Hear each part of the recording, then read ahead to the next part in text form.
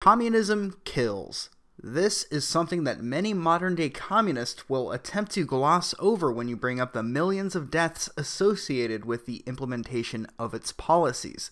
They are either being deliberately dishonest or they are unaware that communist societies are responsible for over 100 million politically related deaths. Go ahead, ask your favorite Marxist personality what they think of the deaths of over 100 million people in the name of attempting to discover this hypothetical utopia. Typically, their answer is something similar to, that wasn't real Marxism, or that true communism has never been attempted.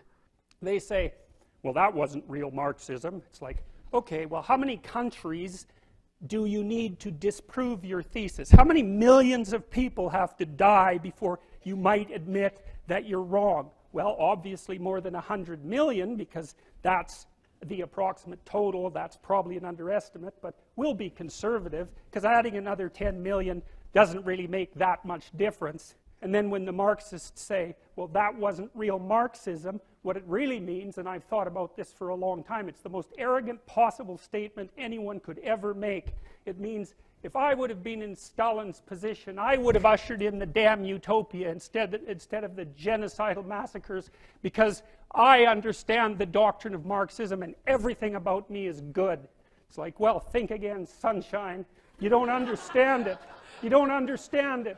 And you're not that good.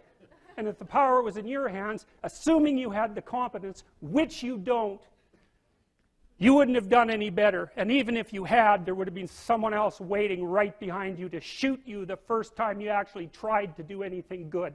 And that's what happened to all the old guard who ran the damn revolution. Stalin rounded them all up and shot them, along with their families and millions of other people. So even if you do happen to be that avatar of moral purity that you claim implicitly, the probability that you'd get to act out your goodness in relationship to those possessed by your ideology is zero. The White House announced on a post on whitehouse.org that November 7th is to be remembered as National Day for the Victims of Communism. We'll go ahead and read the post in its entirety, as it's only 3 paragraphs. Today, the National Day for the Victims of Communism marks 100 years since the Bolshevik Revolution took place in Russia. The Bolshevik Revolution gave rise to the Soviet Union and its dark decades of oppressive communism, a political philosophy incompatible with liberty, prosperity, and the dignity of human life. Over the past century, communist totalitarian regimes around the world have killed more than 100 million people and subjected countless more to exploitation, violence, and untold devastation. These movements, under the false pretense of liberation, systematically robbed innocent people of their God-given rights of free worship, freedom of association, and countless other rights we hold sacrosanct. Citizens yearning for freedom were subjugated by the state through the use of coercion, violence, and fear. Today, we remember those who have died and all who continue to suffer under communism. In their memory and in honor of the indomitable spirit of those who had fought courageously to spread freedom and opportunity around the world, our nation reaffirms its steadfast resolve to shine the light of liberty for all who yearn for a brighter, freer future.